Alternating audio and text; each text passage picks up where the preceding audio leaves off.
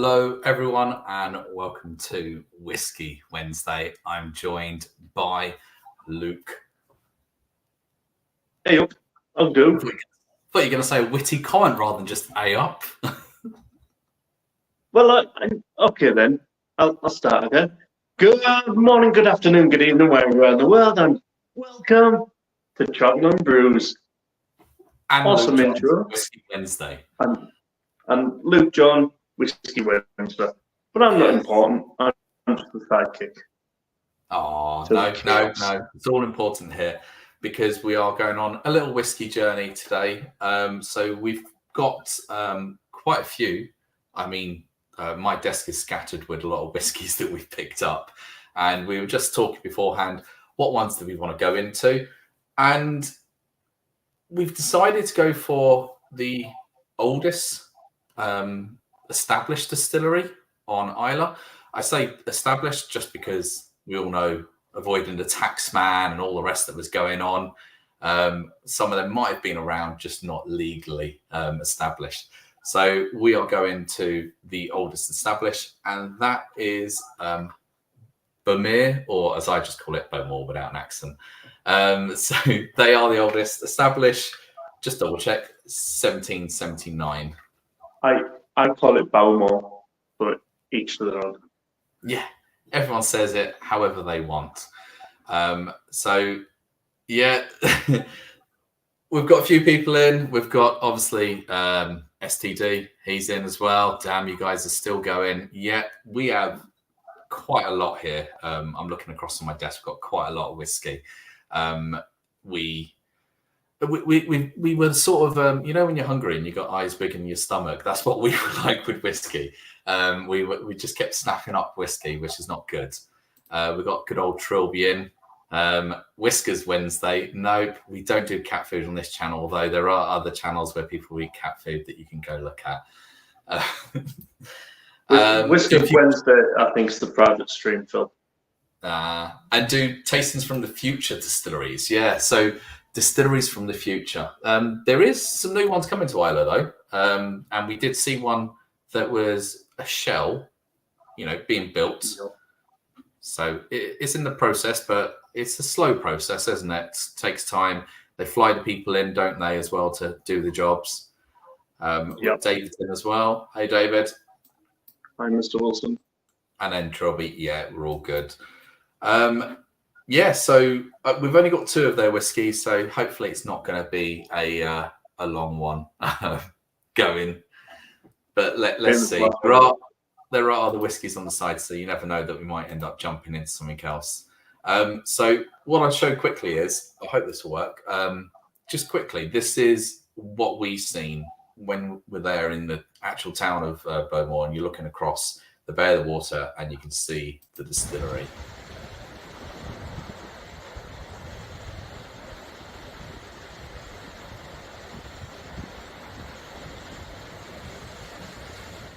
So just give you an idea. I mean, that was a good day. There's bad weather days as well, but you just can stand right there. There's a little beach. There's the big bay area, and you can look across to the distillery. You can even smell it if the wind's blowing in the right direction. So in town, I think, because we were higher up, we could smell the wafts of the stills coming towards us, which was a beautiful smell. Gets you. I thought that was just humour. No, it probably was both of us thinking of whiskey that much at that stage, yeah. Why there are no people at that beach? There was one person. I managed to cut them out of the picture because they were busy taking a picture of a shellfish of some sort. And we nearly missed the actual tastings at that stage because the place was closing, the distillery was closing, and we were outside on the beach looking at crustaceans. Yes. Speak for yourself on that part. I had a lovely complimentary dram and a nice pen to boot as well. So what can I say? Cheeky bugger. We're not going to be frolicking on the beach in the sand for B-roll footage on this channel. That's on Luke's OnlyFans. You will have to sub to see that. Right. Did you want to open one of these? And I'm thinking the 12 only because we actually had 12 when we were there because we done a flight tasting. So it's good to bring us back to the beautiful taste. So these are 50 centiliter bottles. No, 50 centiliters, I wish, 50 milliliters bottles. Your standard travel size little ones that they give. Looks decent. Right, I'm not going to be putting mine into any particular branded glasses. They're just going to be glasses that I've picked up. And mine will be going into Lagavulin because I cannot remember where I've actually put my Palmo glass. So I've ended up with 4 Lagavulin glasses. So mine's in Cologne, so there we go. That's mine out. Yeah, you know what, mate? I've got that aroma already. Straight off the opening. Do you know what's really good about this, though? I know what awaits us. I'm looking forward to it. I must admit, it has become one of my favourites now. I'm loving their whiskies. They are smooth, easy, but have a great nose and great taste on them as well. Your camera's better than mine, so I'll let you do all of that. I'm using the Mrs. Work camera actually rather than my camera, being lazy. Yeah, so obviously there's a glorious, kind of like a warm amber glow to it. It looks like a really great drab. And obviously we know what's coming. We'll criticise it a little bit more than what we did in the distillery, or scrutinise it, should I say. But yeah, it just the smell already is bringing back one. So I'll just look and see what it says about it. Isle of Malts, but so my understanding is that they do they not do their own peat? They smoke the actual malts themselves, don't they? They've got maltings inside, and then so everything is done there in the premises, which I don't think you'll find many others that do that. They tend to get the malts in, or if the ones that do it, it's more smaller batch if they're going to do that.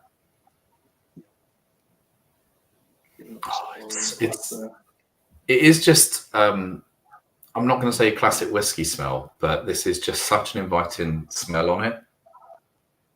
You've got that smoke, but the smoke is not overpowering. So I know Isla's famous for smoke, but this is a decent level of smoke that doesn't overpower the rest of it. Yeah, it's very sweet on the nose. There is that medicinal element to it, that little bit of TCP. That honey. Some people really love. Yeah, honey. Yeah, just really inviting on the nose. Not doing shots on this, Joey. No, it's probably too good to enjoy as a shot at this stage, mate. This is, I think I've poured out over half the bottle, but that's fine. So this is a 25 ml, maybe 30 ml measure. So in between the Irish and UK measurements. Right, I'm tucking in. Cheers. Yeah. Cheers all. Cheers, everyone.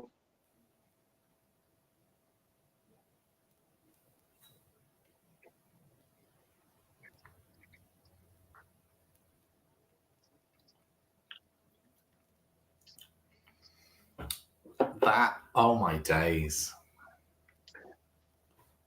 Oh. So the smoothness is still there. Yes. Really smooth.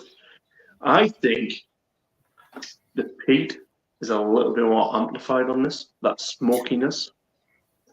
I was going to say, because there is peat there. Again, it's not massive, but there is peat there. But I just wonder as well, by the time you had that, how many in were you? That was like your third distillery of the day, at least. And whiskey-wise, you'd had, well, across the globe at that stage. Yeah, it was probably about dram 16 at that point. So Yeah. But that's not bad. It's the smoke. I'm just going to counter on my side. So this the smokiness is not overpowering. It is there. It hangs around, but it brings with it, obviously, as you expect, a little bit of heat. But it's a very, very tiny heat on this one. But I'm going to go for a second taste because I've got a feeling when you go for the second taste, because it's the first one, I'm going to get a bit more of the other flavors beside the sort of smoke coming through. Yeah. And obviously I've just had my second one. Yeah, it's kind of now more delicate. There's a little floral, earthy note going on. You've still got the sweetness with the honey, a little bit of brown sugar there. Probably like a muscovado sugar on the way to being like caramelized within onions. It's kind of at that stage. Yeah, it doesn't last too long, but there's this lovely oil slick that just wraps around in the mouth and just really gives your tongue a good hug. It's like a little hug in a glass. I also feel like it's left tiny little pockets of heat or spice, because I can sort of feel it and then I go like that and it will move around. So it's not just hanging in one location. There is just, because of the oils that have coated the mouth, I'm still got little pockets of heat going through. Spice more than heat. It just gives a nice little a little smoky tang each time it goes off. I really like that. But for me, the main flavor I'm getting, I know people might not like it, is a nice lemony sort of citrus notes along with that peaty smoke. I really like that. And I was just reading on the side of this that I didn't realize, but it says, so they've got the oldest maturation warehouse in Scotland, which is fine, but it says it's the only one below sea level. And that's interesting. So that shot I showed at the beginning where the waves were sort of lapping against the side on the beach, that is their maturation warehouse is just underneath that, or that is part of it. So that's quite interesting, like adding saltiness. Yeah, and I think that is where, now that the finish is there is a solidity. That's salt, yeah. Kind of that like very fine sea salt. And I think that's what you're saying about the little pops of heat. I think it's the sea salt that's kind of dragging that around, giving the smoke with the, yeah, I like that. Because my mouth is still, it's drying, but it's still got this little quench. And it just wants a little bit more now. And I mean, I'm all right because I'm promoting the responsible drinking. I've only had 15 ml out of that, so. Well, that means you've got more to enjoy. Yeah, and the fact that if we wrap it on a little bit more, I can always go back to it later on. Indeed, hey, indeed. Brad, you know what you are, don't you, mate? Hit it up, Liam. Joey's hoping that I can say that, you know, the next one might be, well, this is made in 1779, and it's a 9-year-old whiskey. You can take the cuts. I was going to say, so Brad's in. I thought you had something special for Brad, didn't you? Yep, that's why I've told you to hit it up, mate. Yeah, Brad. 3, 2, 1. Yo, wee willy winky. I didn't say it because I'm on a respectful channel. Yeah. Well, yeah, that's the wee willy winkies that you were seeing everywhere, wasn't it? All over Scotland. So I've just finished that. So that 15 ml, I've took it over 3 mouthfuls. Funny enough, on that third one, very little heat, but more flavour. So more sweetness, just on that middle of the palate. Yeah, I'm enjoying that. Like I said, I didn't pour a huge amount because I want to maybe go back to it and revisit it after the next one as well. So, well, I've got that much to get back to. I've still got like a certain amount there. Joey wants to know, can you get drunk snorting whiskey? Tend to be like with spirits and eyeball. People would do at times, wouldn't it? Yeah. Yeah. Irresponsible way of doing it. Yes, irresponsible way. We're not promoting irresponsible. Unless if you're 18-year-old and you're in town, you've got to do it at least once. In town? What town's this then, Luke? Any town, non-town specific. Just avoid the sambuca. Black sambuca. Yeah. Speaking from experience. Well, for me, we had when we were there, we had 3 different ones. We had the 12, the 15, and the 18, and they were really nice. I would have said I preferred the 15 best out of all 3 of them, but the 18 that we had was a festival edition one, so it's not the usual 18-year-old that they do. So it's not easy to compare like for like at that stage. I also had the 10-year-old, which I thought was pretty good. The co-op, Mr. Wilson. The Wee Willie, yeah. The Wee Willies. Yeah, so I also had the 10-year-old. Like I said, I managed to get one before Liam got there because he was taking videos and photos on the beach. Crustaceans. Yeah, I mean, I really enjoyed all 4, but kind of normally with age statement, once they get past 15-year-old, 18, they start to lose a little bit of the flavour. I think the kind of the peak for me, I think, in whiskey is between that 15 and 18-year-old. I think the biggest thing with Islay ones that are peated is that the peat tends to become more delicate, doesn't it? Whereas if you get a younger one, the peat's a bit more heavy hitting. But when you age it out, you're losing some of that peat, aren't you? Yeah. But I mean, that 18-year-old, the only fact that it was £200 a bottle was the reason why it stopped me from buying it. The only reason, yeah? Yeah, because I mean, the fact that they said, oh, we've got no other 18-year-old bottles left at all within the distillery is kind of a bit amusing. Because they kind of allowed the 18-year-old Shield bottle, festival bottle to increase in price by quite a bit. I would say there was probably £60 added onto that. I reckon that there was no other 18-year-old. I reckon there'll be a price drop because, well, it actually depends because what their festival edition is this year. Is their festival edition going to be an 18 or is it going to be a 15 or are they producing a non-age statement? It'd be interesting to see what they've made. They normally go for 18 because they're like the annual festival release. So but that would mean that perhaps the last year Fest one could be reduced like a sort of sales tactic, or they've just put it up so they can say, well, last year's is 200, this year's is 160. So sort of set a boundary in the pricing. Yeah. You never know, would it? Yeah. But it's all good. If you see them, pick a bottle up. Either the 10, 12, 15, 18. The 12-year-old is very reasonably priced.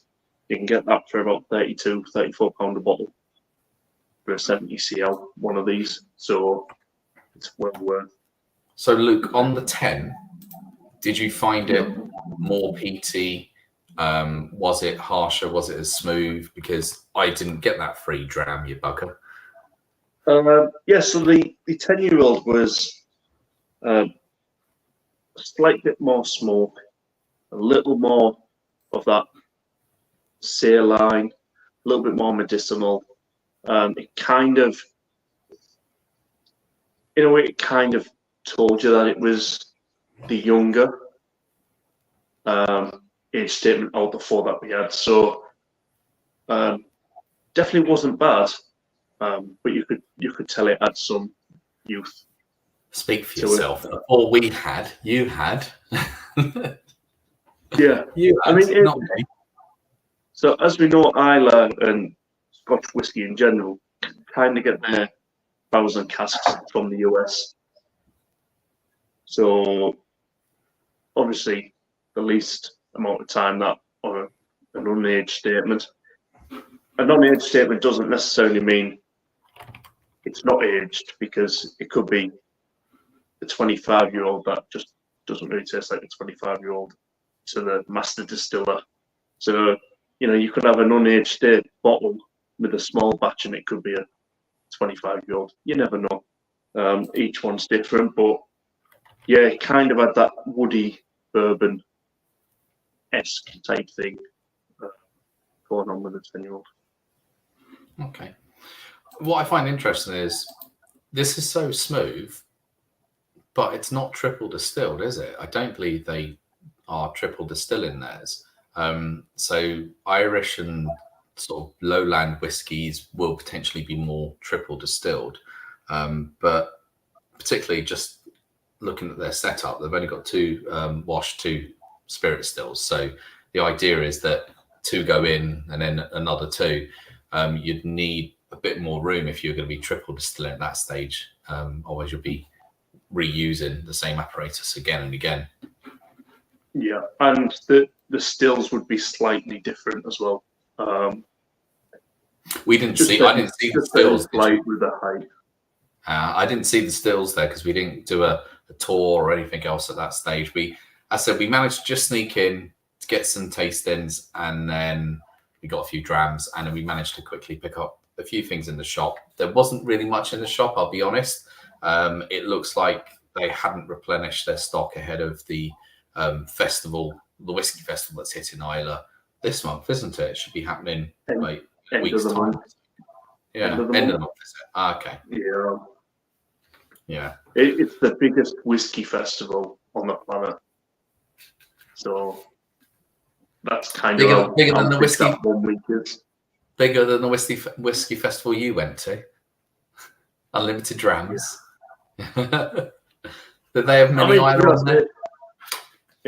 If I was at that festival, which I might do next year, actually, I'm gonna start some finances out because I really want to do it. And what's great about the festival is it's people from all over the planet.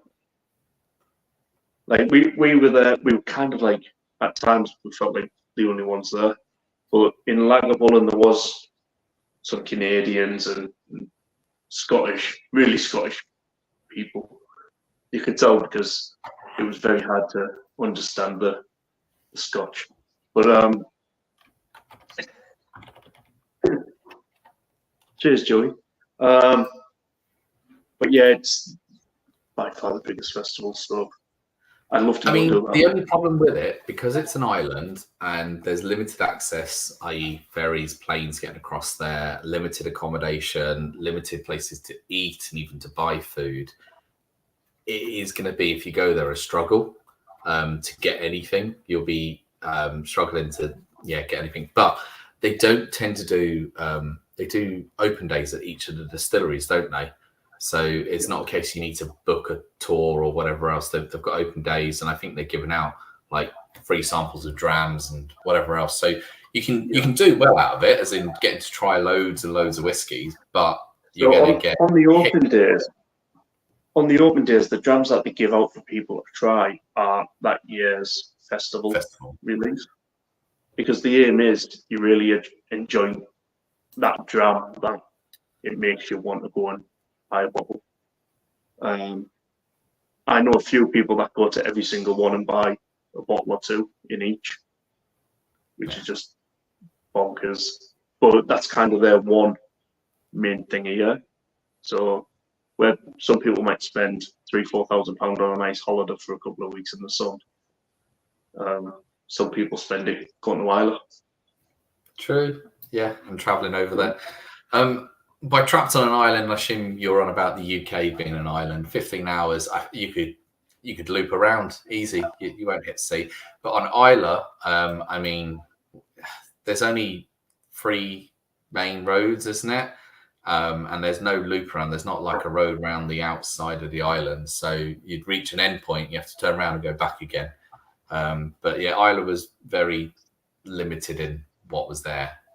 You know, it's got all the distilleries, yes, but you are sort of limited food choice wise, shopping wise. You've got 2 co-ops, I think, maybe one big one little small one, 2 spas, a post office, and then a few restaurants. Yeah, and a Taj Mahal. I knew you were going to say Taj Mahal and Golden Dragon, was it? Golden Dragon. But Golden Dragon. as one reviewer said, you should never go to the Golden Dragon because it's £2.50 for rice and £4 for chips, and that's a rip-off apparently. So that tells you everywhere that they're probably from Yorkshire. I can get my chips for £4 elsewhere. See you guys. Right, yeah. The next one, the second one we've got lined up, it's not one we've had, and this is their small batch. And what's interesting, it says bourbon cask matured. So the other ones don't state at all what they've been matured in, although I believe like nearly 90% of what they use is American oak, and based on that, I would assume it's bourbon. And then the remainder is sherry, because they do a few sherry finish ones at this stage. So yeah, this is in the bottle. Nice little green label. They've gone for distinct colours, haven't they, across all of their range, I would say, just how they operate. So yeah, nice to have got this. These were the only 2 sort of small ones that they had available. And then everything else, as we said, was really sold out. Despite Liam saying on quite a number of occasions, they will go to Balmore because Balmore have hundreds of miniatures. Not so much, but no, they seem to be low on everything at that stage, and also the hotel pub across the road that they own is closed for renovation. So that was supposed to be a good bar with loads of whiskey options, and that was, you know, it's just next to the Golden Dragon, I think. And when you look in, you can see it's just all being ripped up at the moment, and it's been closed for I think nearly a year while they refurbish. Yeah, let's get this one out. It looks, I'm going to say, it looks paler in colour. Yeah, that's not amber. No, that's kind of a light gold, more or blonde, as you could say. Blonde, verging onto the amber scale, but it looks great in the glass, to be honest. It's I would say it looks on there as well. It looks like Luke after about 3, I would say, for me. Yeah, boy. Yeah, boy. Yeah. Nose-wise, so this is no age statement on it, but small batch. Definition of small batch. I don't know if there is a definition of what small batch is. I mean, small batch just means small for their scale. That's all I'm assuming. Yeah. Yeah. Small batch. Yeah, like you say, it's the quantity that's made. But when distilleries are so big, it's not really small batch. There's quite a few bourbon distilleries that love to use the term small batch.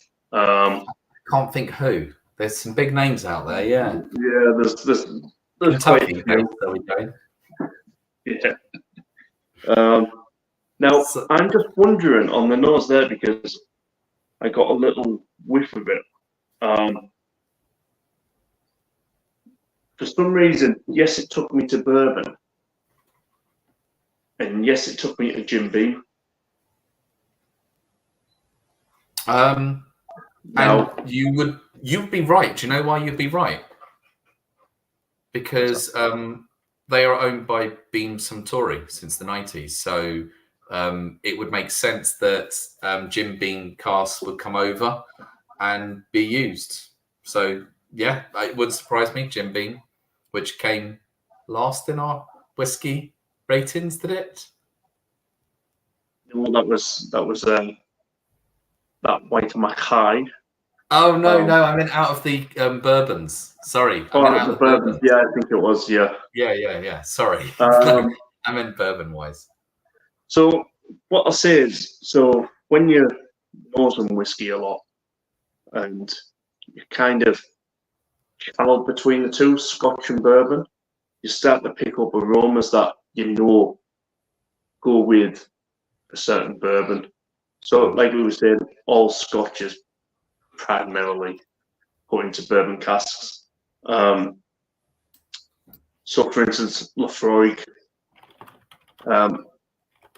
mainly gets the Maker's Mark casks, barrels.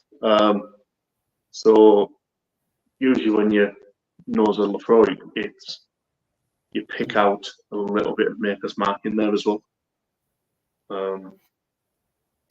Or I can, maybe that's just a thing I can draw out the stuff, but that's... I'm just going to read on the side the little thing that it said. So it says,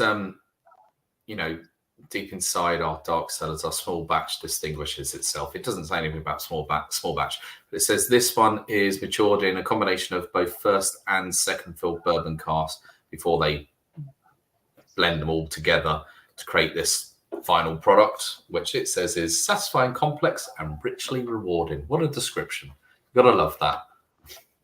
Yeah. Right. I'm going to go in.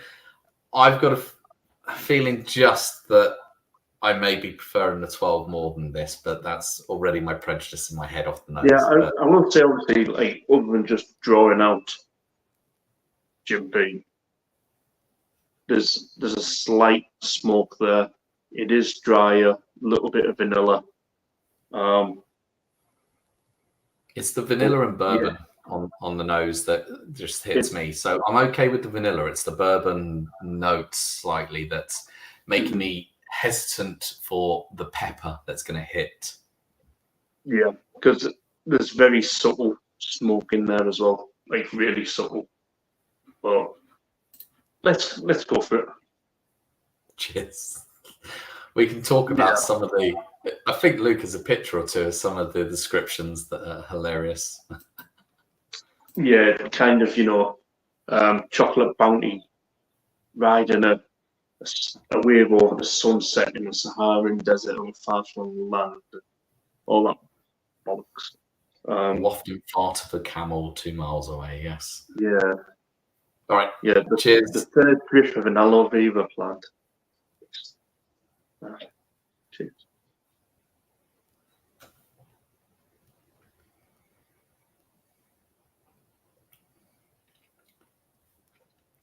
So straight away, the smoothness is there.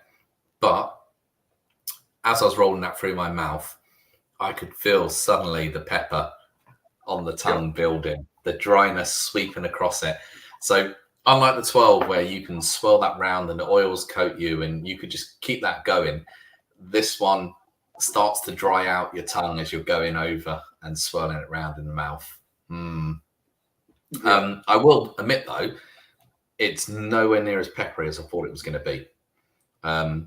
It's got a drying quality to it, yes. It's not overly harsh on that. Likewise, it's not overly harsh on the pepper notes, but the pepper notes do hang around. My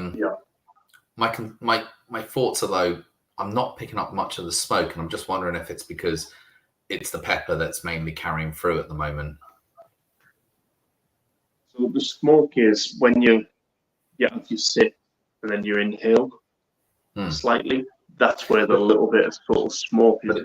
It's not leaving it. Yeah, it's not whisking it. I'm reading down there, whisking. It's not leaving that smoke in your mouth afterwards. It's just on the original straight in. Yeah. Not this whiskey, but other whiskies maybe. Yep.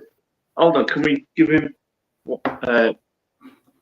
marketing at whiteandmackay.co.uk. Send them that, Joey, because we'll probably add that to their. I mean, yeah, that could be a slogan. Could be their slogan. Help sell more in the US with that. I mean, Joey would buy that, wouldn't he? Right. Yeah. Let's go for a second and then see if there's less of the dry and less of the pepper and more of the smoke. Plus, I'm hoping to get some other flavors coming through.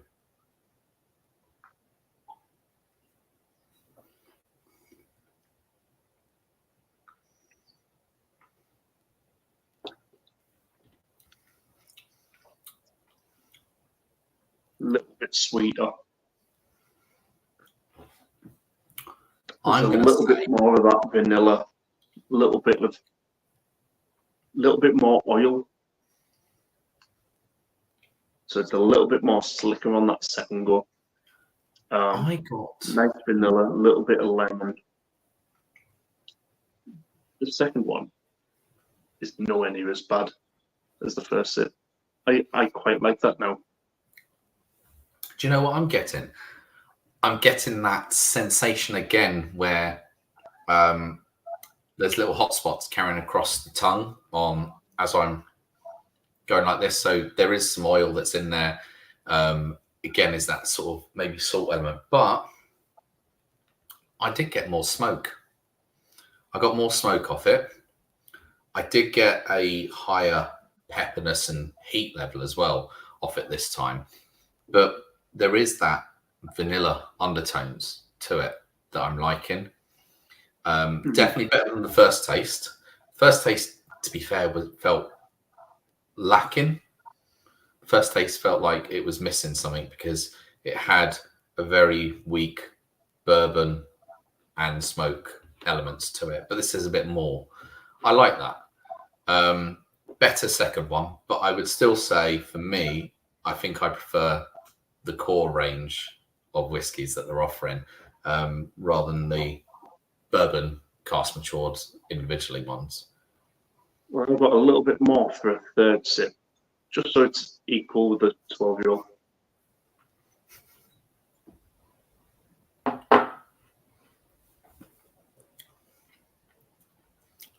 There is more pepper. There is more. It hangs around at the back as well, doesn't it? So it's a long. Well, no, I'm not going to say long because it's there longer than what it was, but it's, I'd say, medium finish at this stage. But yeah. Yeah, it's. So what I will say is both of these Balmors have got a very nice mouthfeel. Nice and slick. It's just kind on the palate, and it does linger a bit. Just enough, just to kind of like catch your attention a little bit. So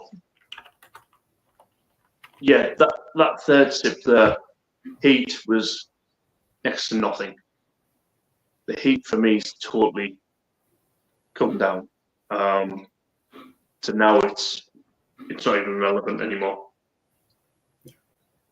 No, nice hit of vanilla, little bit of zest of a lemon, but then there's kind of a very light, kind of like a satsuma, just very slight, just on that finish now.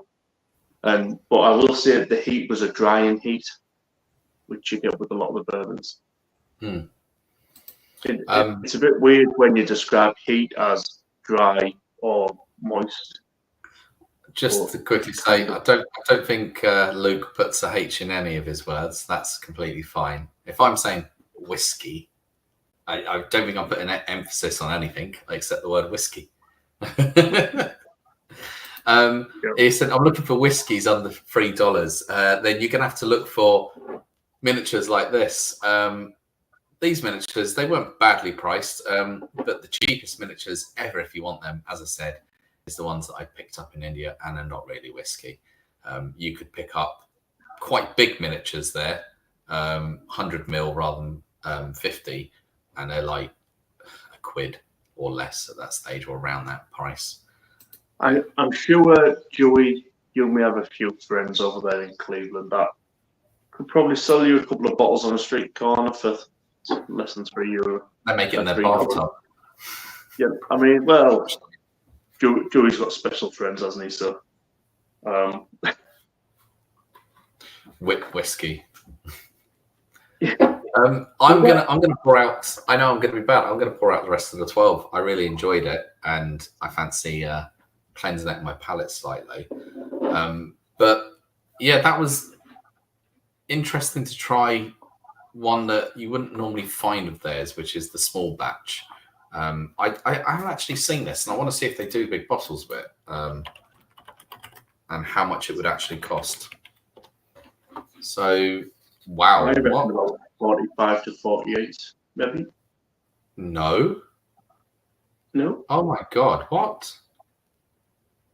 The cheapest I can find is like 130, but the bigger name places are selling them for near 200 quid. That's crazy. No, that's a surprise. Gonna check Amazon quickly. Well, that's a surprise given now you can get a Balmore 12-year-old for less than 40. Yeah, because the 12-year-old is there, but no, it seems like it's because it's small batch, it's a rare one. Yeah, that's a bit of a crazy price, I would say. Just looking through if anyone else has it, but no, it's very limited. That's what it is. So I think apart from buying it at the shop, as in the full bottle, the biggest company that I can see on there that I actually know of is Freshers, the old off-license company, isn't it? Yeah. And they're in it for 195, and they're a rip-off with everything, anyways, in general. But yeah. Now, if you put that small batch up against that 18-year-old that we had, yeah, huge difference. Oh, I would choose the 18 over the small batch. Similar, but huge difference in the body of the whiskey, the taste of the whiskey, the aroma, and overall enjoyment of the whiskey. Yeah, that's a bit bizarre. The sun has gone and it's looking even more gloomy here. I closed the blinds for the sun was shining right on me. I'm going to see if I can get the last glimpse of it now.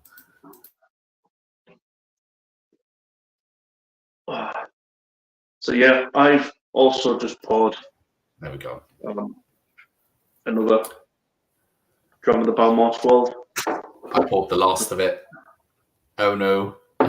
I am. Do you know what? I am going to have to buy a bottle of theirs. I didn't pick up a bottle when I was there, mainly because I had too much to carry. And then Luke did weigh me down with the beers as well. Damn you. We were supposed to have drunk them somewhere there rather than bringing them back. But yeah, I've definitely got my eye on getting a bottle of theirs. It's just the 18 price seems quite high at the moment, so I might go for the 15. I like the 12, but I remember liking the 15 quite a lot as well.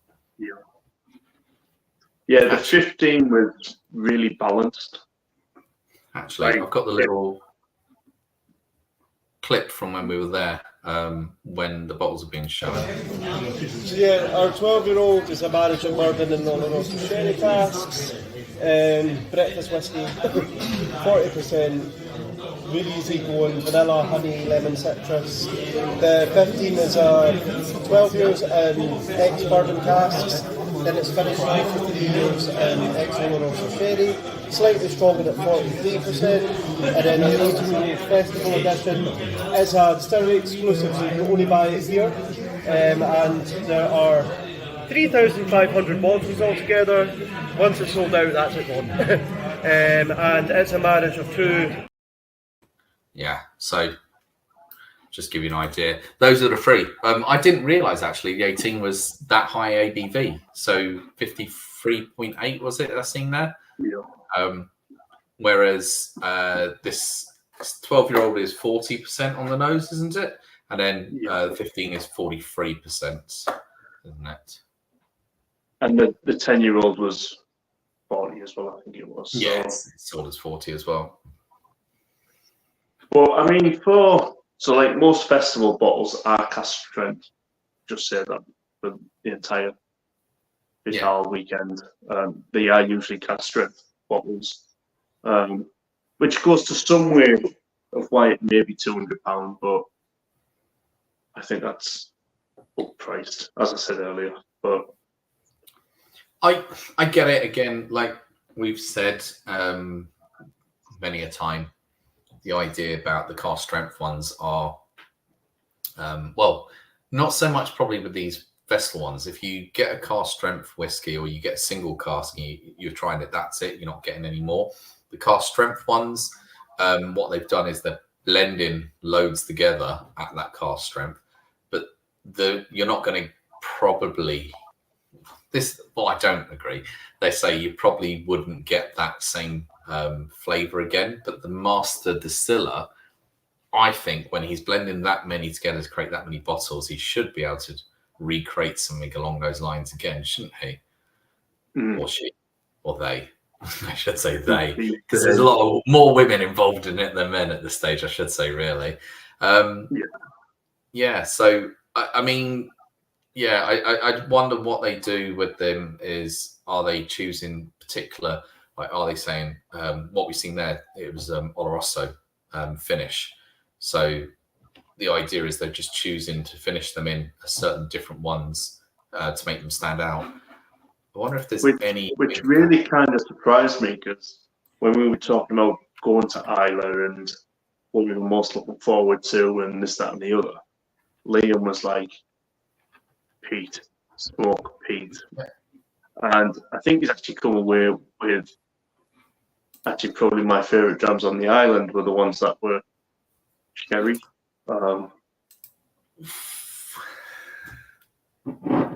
Peaty as well. Yeah, slight peat, but peaty sherry. Yeah, I'm just looking at the bottle on the side here that I got. Yeah, exactly. So that's a small bottle, a little bit of peat, but again, sherry. The 15-year-old Balmore sherry. So I think, you know, I didn't really find any of them overly peated. I mean, to be honest, we do have a Brookladdy live to do as well, where we're going to hit up the Brookladdy, the Port Charlotte, and then the Octomore. Yes. Probably three of the peatiest whiskies on the market. Octomore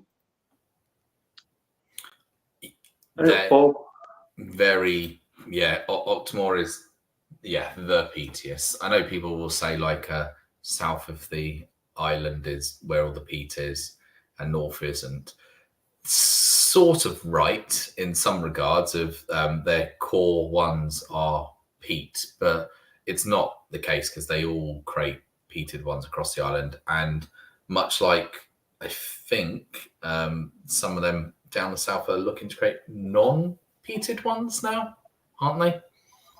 Yeah, I mean, so when we were there, so we went to Lagervall and Adberg. Now we had 10 drams in total. I didn't really find any of them smoky, peaty. In the sense that I was expecting a lot more. You know, I kind of wanted my... How can I put it in a nice way? I wanted my palate destroying. That's your Octomore. That's your Octomore. That's not this. No, so the peat... I mean, some of the ones there, I think they say, like, the difference between, like, a Bowmore and a Clomont, and if you look at... Lefroy and Llangollen, the peat, they measure it parts per million, don't they? It's really not much at all. You're looking at something that's maybe hitting teens, if you're lucky, parts per million. Then that gets distilled out. So the idea is that the peat aromas are in there, but not all of it's going to make it over the still and into the final flavors. So you will lose some of that peatiness. So, I mean, really, I know you get the smoke on the nose, but it is a minor thing, but you don't need to add much to it. Do you know how much the Octomore is in parts per million at all? Or It was it oh yeah, it's in the hundreds. It's in the hundreds. Oh, 147, isn't it? 147, 167? Yeah, it varies based on each year. So they've gone up to over 200 with it, and then the lowest they've done has been 88. So I'm just looking through their releases. Oh no, 80. The Octomore 10-year first edition was only an 80. But I say the parts per million, that's massive compared to what you would get. Ours is the one that we'll be reviewing is the Octomore 7.2. So here we go. So parts per million for Lefroy, higher than I said, but it's 40 to 50, which isn't as high as you think. And then like with Bermuda, it's probably much smaller again. They're doing roughly 30 parts per million. Yeah, but I mean, what I'm kind of like getting at is when people think Islay, they think big peat, big smoke. But actually, don't be put off by going to Islay because it's not necessarily big peat, big smoke. Big Pete? Did someone say Big Pete? Big Pete. Come on. Oh, someone's got Big Pete looking at him in the face right now. Really? Not even my there? Friend, Big Pete. This is my friend Big Pete.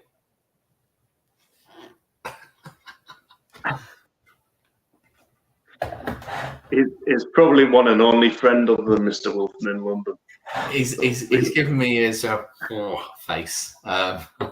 He's gurning for me after the Pete. But again, looking on that one, it's only 40 parts per million, so it's not huge peat levels in it. I mean, the parts per million is low, but you don't need much to create that sort of campfire flavor, do you? Yeah. So your Octomore that you've had before was probably over 150, which would be, let's say it's 160. That's 4 times the level of this Bowmore. And you said it felt like a campfire burning in your mouth at that stage, didn't it?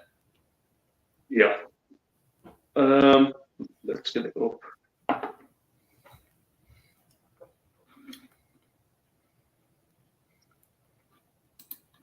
In answer to the question, Luke would hold the gun, and I would do the snatching. So 128.9 was the one that I had. Okay, so that is 3 times the peat level that you've got in your 12 of Bowmore. Yeah, but that's kind of what I'm saying. People have this idea that Islay is the home of smoke and stuff like that. That's kind of what people associate Islay with whiskey. It turns out it's not really as much as what people may expect. You know, especially if people are new to whiskey and they've kind of like tried the Speyside and some Lowland and maybe the odd English distillery. You know, they kind of expect Islay to be totally different and totally out there. So, yeah. I feel like it all varies, like how old the barrel is, so how long it's been aged, parts per million to begin with, but also the big thing that isn't touched upon a lot is where is the malt actually being peated. So when we've talked about it, some people get it peated over in Inverness area. It's not actually done on Islay. Obviously, we know that Bowmore do it on their own premises, and then some of the let's say Diageo places, they get it from Port Ellen that do the peating on Islay, and then the one you're the member of, Cologne, they do as well. Not all of it, but they do some themselves, don't they? Yeah. Actually, Cologne do all theirs, so they're 100% Islay. They they do 100% Islay range. They don't do everything from Islay. They have their own fields, but not everything is 100%. Yeah, I mean the range that's worth in the book. Yeah, but I mean, again, like, is that one? Because they're not very peaty, are they? They don't go for a big peat again on theirs. I think they like to say they're actually below or more slightly on their level. Yeah. And then Ardbeg was supposed to be the highest, wasn't it? Supposed to be. Yeah. I mean, the fact that Ardbeg do a box set calling it the Monsters of Smoke, is it? Where they've got the Wee Beastie and things like that. Well, the Wee Beastie was one of the better ones out of the ones. So actually, we had 6, didn't we, in Ardbeg? Was it 6 or 5? 6. Yeah. And the first 2 were the best 2, wasn't it? We had the 10-year, was it?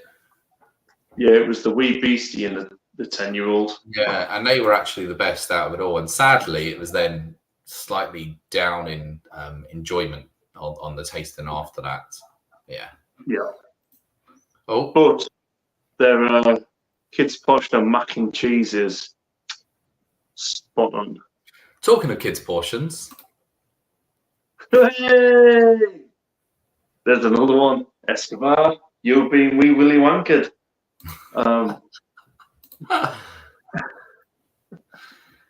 Escobar is in. I think Joey's just on a Wikipedia trail at the moment, or he's got a new AI tool that he's asking questions to. Like, how far is it to the moon in Monster Munches? Yeah, that AI tool that Joey's got's called Alexa. Oh, okay, just Alexa. Oh. So if we say Alexa enough, will it set it off? Siri? So if we say, like, Alexa, whisper mode, please. What's 100 in Welsh? Yeah. No, Alexa, tell me the longest Welsh town name. And then it'll be Clan. Go. I don't know it. Go. Go, gog. Go. Yeah. Oh. Yeah. I mean, Balmore 12, better than the 2 that we've got here. I think Balmore, just in general, are pretty solid, their core range. It'll be interesting to see what more special releases they do. I mean, obviously, disappointed in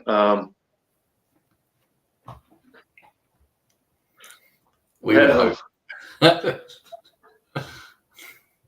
Alexa, how do you clean shit-stained underpants? Yep.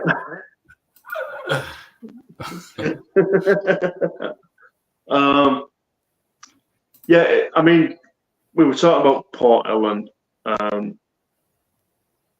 on the island, and £200 for a tour, basic tour, no tasting, nothing. I think they've totally shot themselves in the foot. So no, they don't want to. I think sort of the idea is, because it's not an open distillery, they can turn around and go, we're going to run tours once a week and we're going to charge this much for it. And they will get people that are willing to jump in for that. But all you do is you get to look inside something that not many people get to look inside. But I'm sure there's YouTube videos online where I could see bloody the inside of it and I have to pay, 200 quid for it. yeah, you may as well just use the 200 quid and buy a nice bottle of Balmore 18-year-old.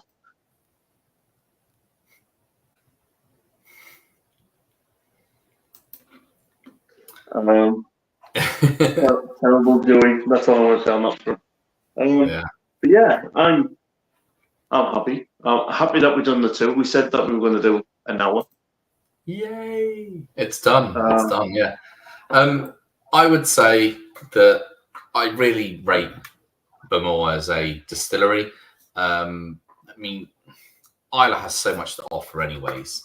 It'll be interesting, to go through Speyside like we've done Islay, and do all the distilleries. But I mean, for Islay itself, they are obviously the oldest, but they are a really good range of whiskies that they have.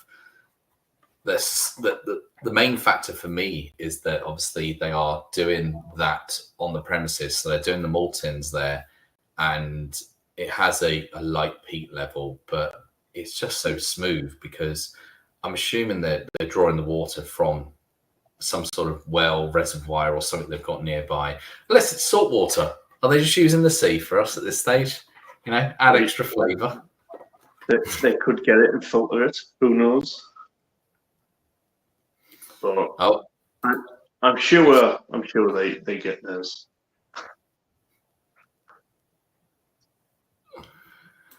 Yeah. I mean, it'd be expensive for a 70-year-old. On both formats. Yeah, it would be. I mean, I think we're going to draw this to an end at this stage. We only went for those two. We've got, I'm looking around the desk at me what we need to get through, and that's not including the driver's pack one that we've got for Brookladdy, which is downstairs, that we need to get through. Downstairs, mine, not yours, obviously. Different houses. Yeah, he's not. I was kicked out of his house. I was kicked out of his house. I'm not allowed there anymore. Yeah. Yeah, we're still cleaning up the puke. Yeah, that sofa. Yeah, that never was orange. Yeah. But yeah, we've got quite a few we need to go through. They're not all going to be lives. We're going to record things as well. Esquar's saying, "Don't leave." Is he saying one more for the road? One more for the road. And Luke's like, "Oh, what's he got?" Well, there is the rest of the smoky. I'm calling it smoky. I should call it the peppery. I'm just going to go and clear this first. Make sure I can have one more. Ooh, Go clear it. Controversial. Go check. You can't beat over 5 decades of sloppy experience. Yeah, that's what happens. One more. Yeah. The problem is the missus is out. She's having food. I'm sort of thinking, I'm going to finish this anyways, probably off camera. No point keeping it. It'll be oxidized. But there you go. Cutting the grass. Ooh. It is that time of the evening where they say evening time is best to cut the grass, isn't it? But the sun's gone down. There has been a bit of rain today, actually, which makes it a bit wet. So I wouldn't normally do that. Italian food. I mean, in the UK, obviously Italian is quite semi-popular, with pasta and all the rest, pasta, pizza.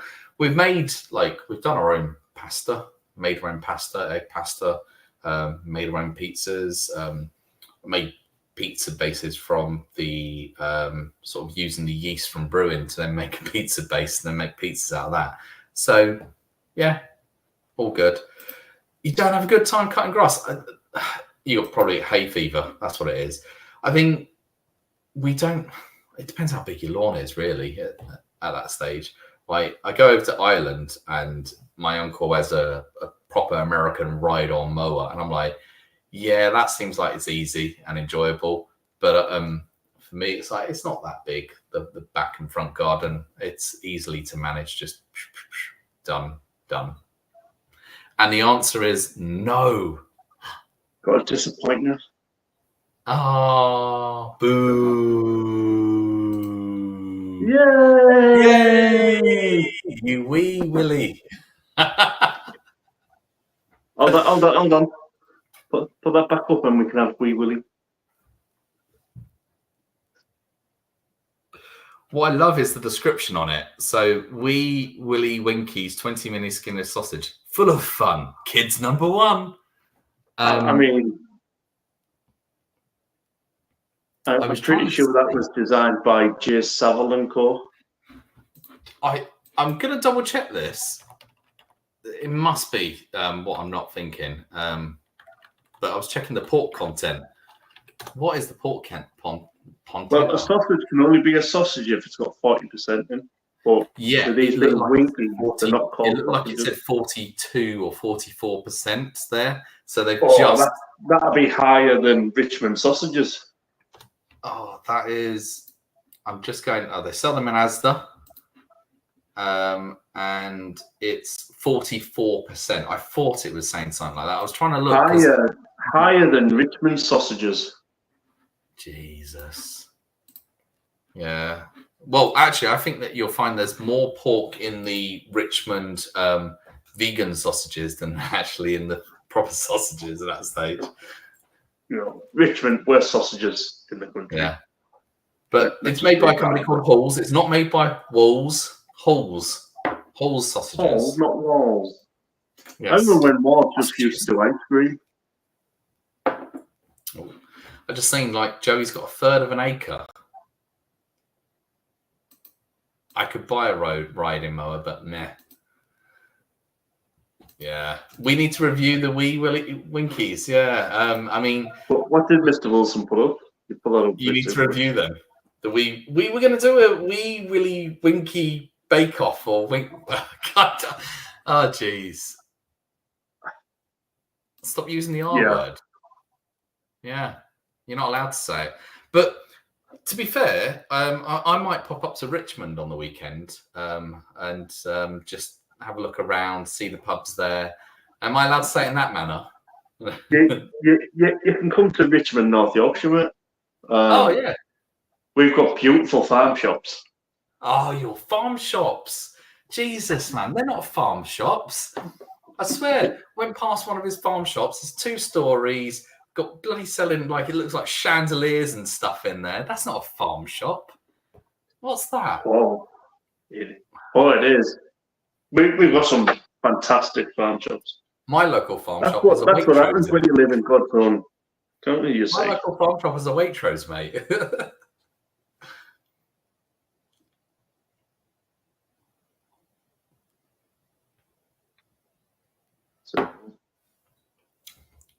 See, such a drying element to it after. Wow. Yeah, that really does dry out the mouth compared to the 12. You all know anyways, but yeah, for me, a bit too bourbon-like, too drying qualities on it. Yeah. Escobar is asking, Luke, are you going private after this? Probably not tonight, mate. It's not a posh farm shop, okay? Fuck me, that's posh as. Look, do you know what? It's even gone the Apple routine where it's got little stands with all the products on it and then massive spaces in between. That's out of the Apple textbook. That's what that is.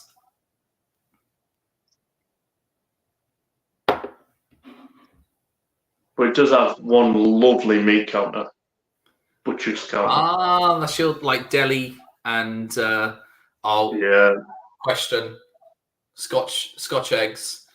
What are we doing? Do they have obviously chorizo is or as you like to say it, chorizo. And black pudding, is that one of them? I love a black pudding. Yeah. Although I don't like the after effects of it. I mean, to be fair, it's not me that has to suffer, it's the missus, but there we go. And they also do chicken Scotch eggs, veal, wagyu, and limited edition when it comes on is either ostrich or crocodile. Ostrich. Crocodile sounds like it's a more game meaty. Ostrich is, I bet you have ostrich and you go, tastes like chicken. So I used to go there to get the ostrich meat for my samosas when I used to have a street food business. Yeah. And I used to put the ostrich meat into samosas and then deep fry them. And some but does it just taste more like chicken, or is there a difference in it? It's like a cross between pork and beef. So if you ever get one of them nice, delicious pork and beef sausages where it's a mix, it's kind of that area. Okay. Like best of both worlds, really. I think I told you this, but I had, well, I mean, depends on what you're going to call it, like jerky or biltong, whatever. But I had a jerky that was called Black Beauty. It was supposedly horse jerky. I mean, at the height of the scandal that was going on, it could have probably come from any shop at that stage. But yeah, I had it at a bring back Finder. Corned beef's never been the same since.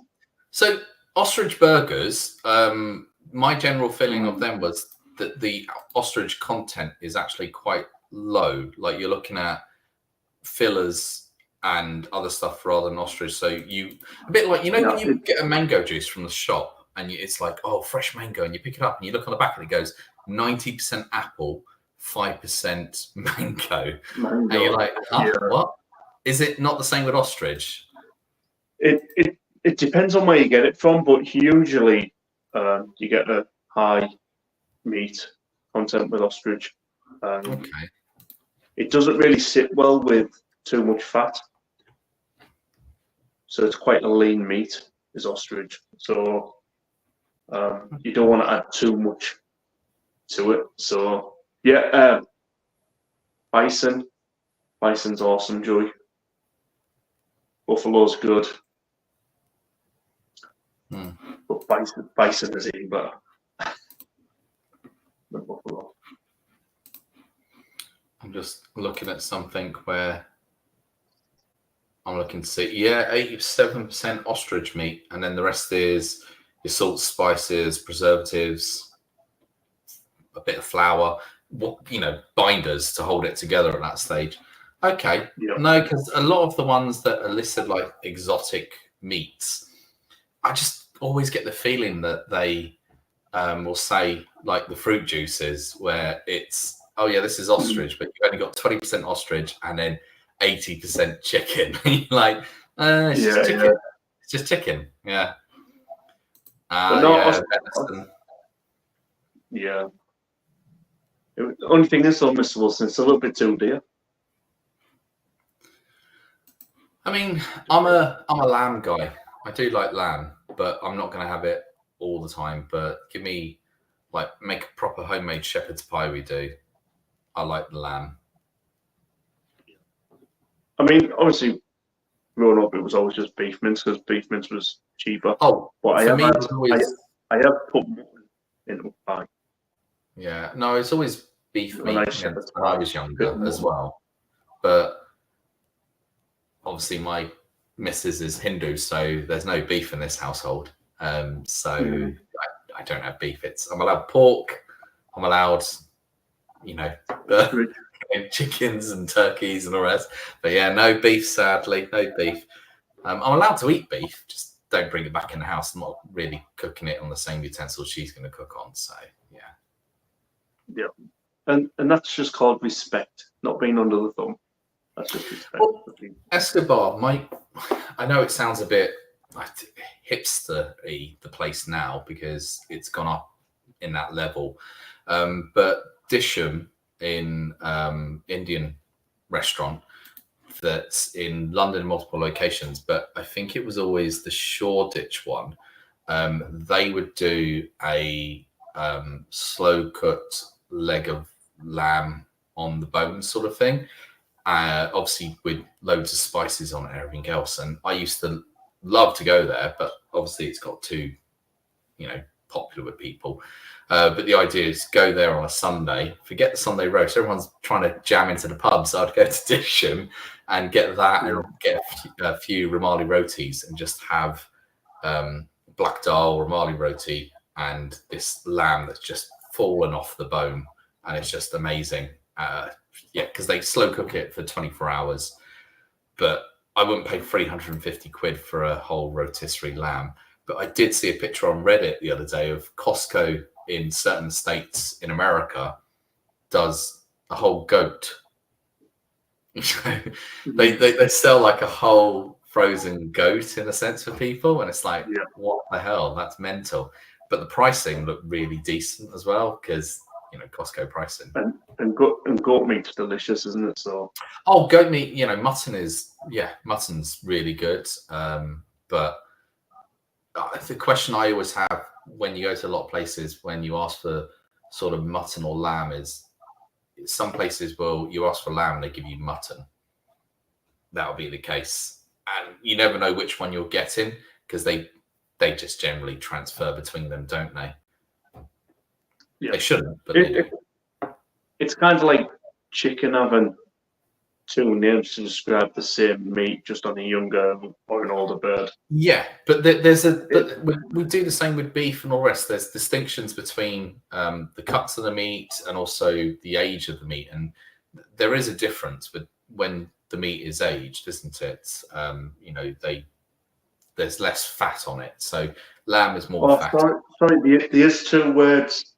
Yeah, a grown chicken is chicken. A baby chick is nuggets. I thought it was what's the French where they eat the whole thing? It's a delicacy because the bone is even Valcock. No, that's it. What's it called? I don't know what they call it. Actually, probably it is just like the name for chicken, pussin on crot or something like that. No, because there's places where they eat like literally a few days old, and the bones you eat it as whole because the bones are just whatever they are. Escobar says he loves goat. I'll leave off the word meat there. He just loves goat. He loves me then. But to be honest, I'm actually so I'm doing a live on Saturday, I think it is. So cameraman that me and Liam know, the cameraman that got you all that footage, yeah, all that footage. He wants me to review Aldi's chicken and duck sushi. Yeah, so Aldi now do these big platters of chicken and duck sushi. Okay. So he kind of wants me to do like a mukbang type thing. Question on that: is it a tray of it? Yeah, it's a tray of each individual ones with the different seaweed and peppers and avocado. The question is the filling. Is it entirely like duck, or is it they've got cucumber and other bits in there that sort of? Yeah, it's probably mixed. I haven't seen it yet. He said I've picked up. It's still got plenty of date on. So Escobar's had that one. Oh, good luck. That doesn't bode well. Oh no, that's terrible sushi.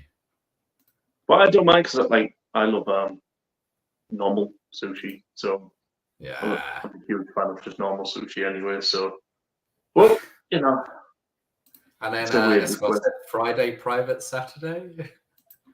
Friday then. Oh, yeah. But yeah, I mean, there's loads of different meats. It's just all about where you get the meat, how you do it. Yeah. I mean, the typical way for most meat would be stew it, put it in a pie, that sort of thing, because you can keep the juices in there and then you can taste it as it is. So I think the traditional pie method is always a good way to explore a food for the first time. Mm-hmm. That's what I like. Yeah. But I love pies. There we go.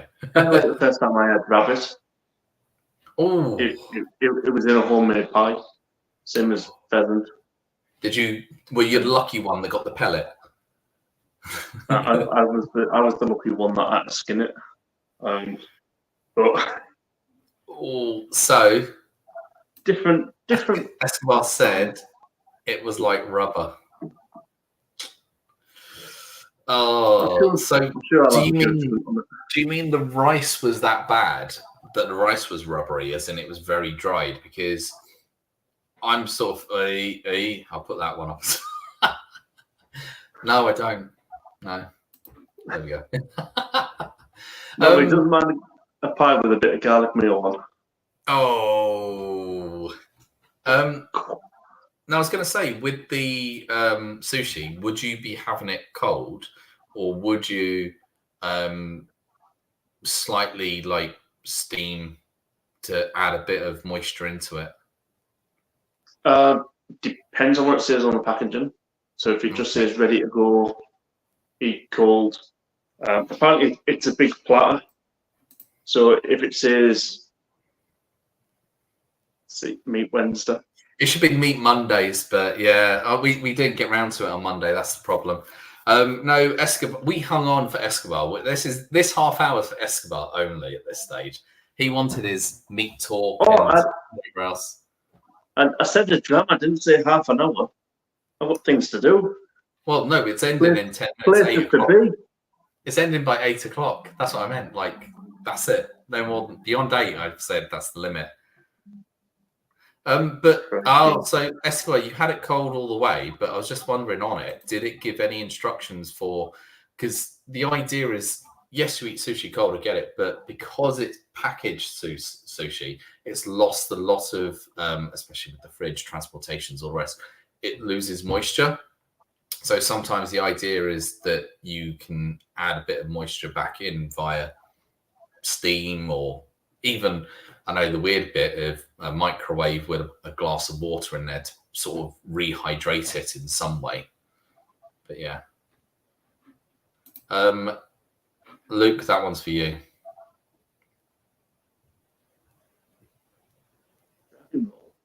Don't think I've had rock and roll.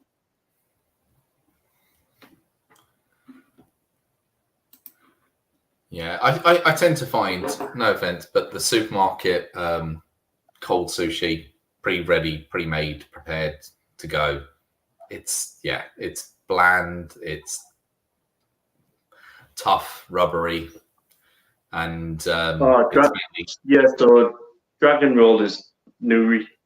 Yeah, I've had that before. So that's where it's inside out. So you get the rice in the middle, but then you get the toppings on the outside. Yeah. I didn't know it was called dragon roll. Is this the Ardbeg, or is it the... Well, yes, this Ardbeg and Lafroig, or... I mean, Ardbeg and Lavangullen, or... I've already got the Lagavulin. That's already ready to go. Do you want to say anything before we go about anything else on your channel this week? Well, tomorrow we have a whiskey review. It's a long video, so you don't have to watch it, to be fair, at that stage. So we record it. Watch it every minute and the adverts. We record it in one sitting in the distillery. It was about an hour worth of footage that I've brought down to, I don't know, 35, 40 minutes. Yeah, you can watch it. It's got a few cuts, but Luke will potentially be putting a few of those cuts up on his channel as part of an outtakes compilation, just because it detracts from what we were trying to do, which was to review some cask strength whiskey. But yeah, we've got some stuff lined up after that based on that, because we have some extra whiskies from the distillery at hand. Why am I skirting around the distillery at this stage? I'm not sure why, mate. You just... Yeah, I know. I'm acting like I shouldn't be able to tell anyone. My camera's terrible. I'm just like, I could go like that, and I'm like, nope, no one will be able to see it at this stage. Actually, is it just because I've got a hand and face and it's trying to do that? No. All right. Well, we've got Bunahar tomorrow, where we are... Don't know what? Bunahar. You were like Bunahar. Yeah, Bunahar. Tomorrow, where we are reviewing 4 cask strength whiskies. And yeah, I ended up buying one of those, even though I mocked it. So we will have a follow-up taste of that. And the good people there as well took us into the warehouse after and gave us one from the cask as well, direct. So I don't know whether we'll do that as a sort of follow-up live and run through some things, or whether Luke wants to record something alongside all the other whiskies that we've got at the moment to get through. But yeah. I feel like we've done our trip and we did hit peak whiskey on that Bermuda day, didn't we? We sort of hit the peak, and then we had a day off where we done beer, and then we went to Springbank and we done 8 there, didn't we? Yeah. Springbank? Springbank. Springfield. Yeah. Springfield. Springfield. Yeah. And the Brokeback Bar. Yeah, that one. Oh dear. No, we're not getting into your Brokeback Mountain fantasies at this stage. No, it's all good. On that note, thanks for joining. Well, have you not got something to plug yourself? You've got coffee morning tomorrow, haven't you? No coffee morning tomorrow. I've got a large bottle of Fine Ales Export Stout. It's a live review on Friday night. Sushi on Saturday. I'm then going to have Sunday, Monday, Tuesday off. No tea time on Tuesday. That's going to be on Wednesday. And then from then, it's just go. I've got 24 different things coming this month. So it's going to be another busy month. So yeah, looking forward to that. Well, thanks everyone. Slightly longer than anticipated for you, Escobar. There we go. But yeah, thanks for joining us on our little Bowmore Islay tasting, where we talked about it all and some other meat-related facts. Until next time, everyone, take care.